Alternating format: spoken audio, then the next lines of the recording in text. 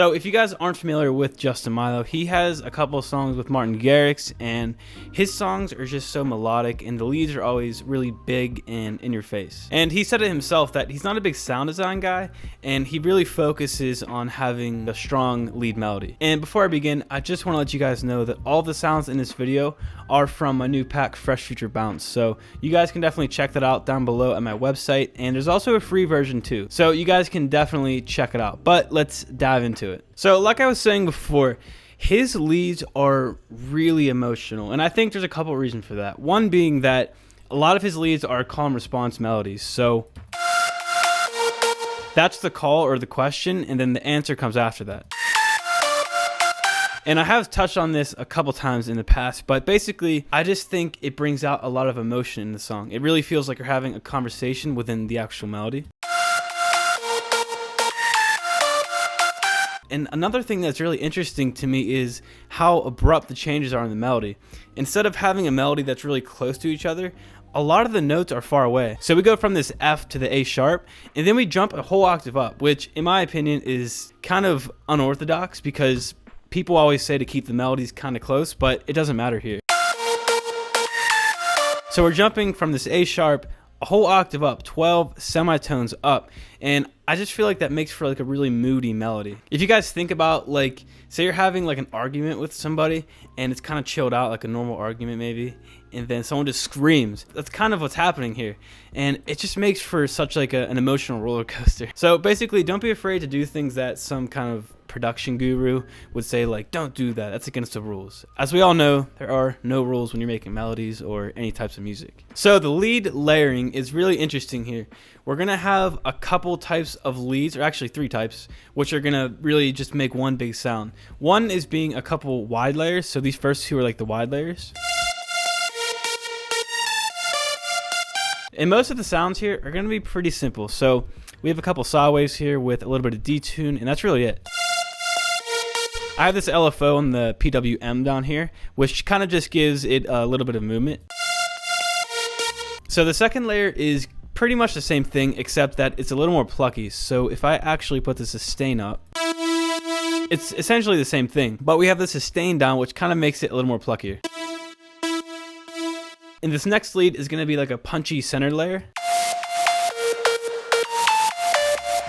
You guys can hear that it's not like a super wide sound, but it has a lot of punch to it, and it's taking up a lot of that mid-range. And this preset is actually really simple. It's just 8 voices of a saw wave and then some white noise in the part B. But what gives it a lot of sauce is this pitch envelope.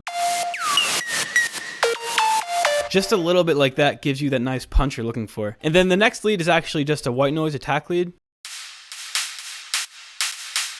So we just took the sustain all the way down, and then the decay is at 480, and this is just giving us like a really punchy high end. So the next 2 layers are what I like to call the saucy layers. And the first one is a little whistle.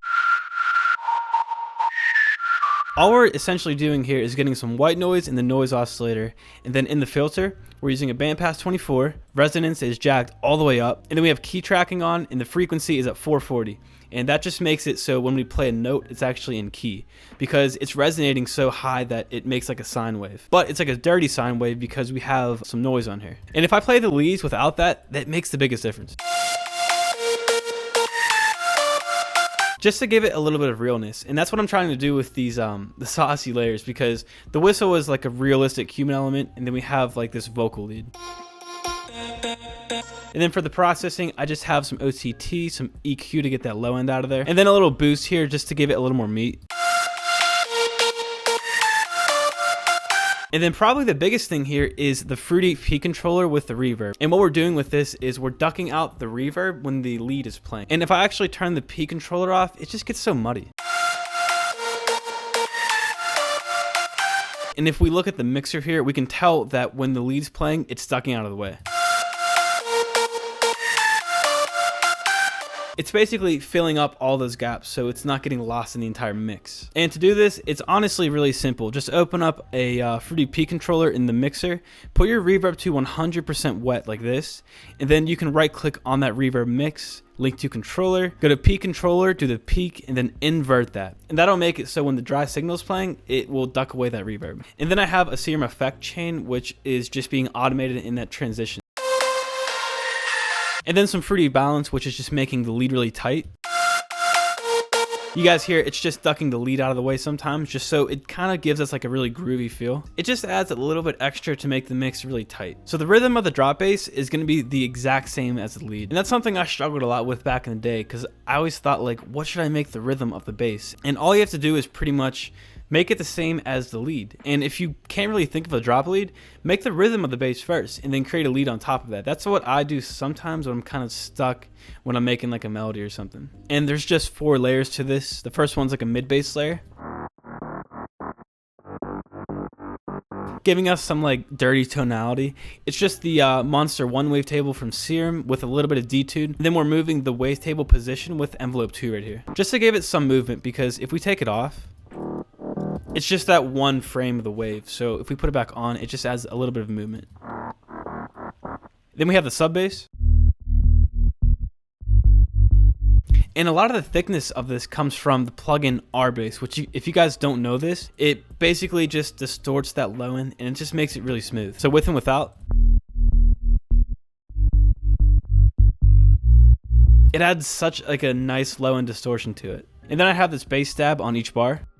And this is just adding a little bit of sauce. We're doing something similar like we did in that first preset, and it's just being played at the beginning of the bar. And the final layer here is just a little percussion layer. And this is just being played on the rhythm because it's going to make the bass a lot punchier. And for that bass processing, I'm just cutting out all that high end because I want to reserve all the high end for that lead. Now for the chord stack, all we're doing here is just building out the chords from that bass line, and they're just simple triads too. And the chords are just coming from the root note of the bass line. When I built out the bass line, I just built these chords on top of it. And these are really simple chords too. And a lot of these sounds are just saw waves stacked on top of each other. So the first one, and the second one comes from Serum. You guys can really tell it has that OTT feel. And the final layer is like a really big detuned dancey layer. And the Vital presets come free in that demo version. There's actually a whole bank of free demo presets in there, so definitely check the Vital presets out. And then in that chord bus, I just have some OTT, and then I'm EQing out some of that high end.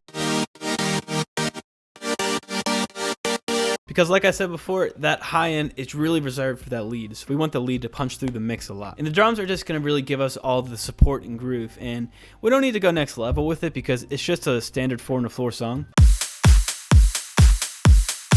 But one thing that I did do is for the second half, I did add all those drop claps and rides. So the drums are pretty minimal in the first 8 bars. And then for the effects, we just need to do some basic tension and release stuff. The rise is just going to create a little bit of tension going into that second half. And these exhaust and crash are not actually in the first half because we want to reserve all that energy, build it up for a big second half drop. So that's it for this video. There's not a whole lot going here, just a lot of basic elements driven by a really nice top melody. If you guys would like to see more of these, make sure you subscribe. And if you want to check out all of these sounds, check them out at klingmusic.com. So guys, thank you so much for watching, and I'll see you guys later. Peace out.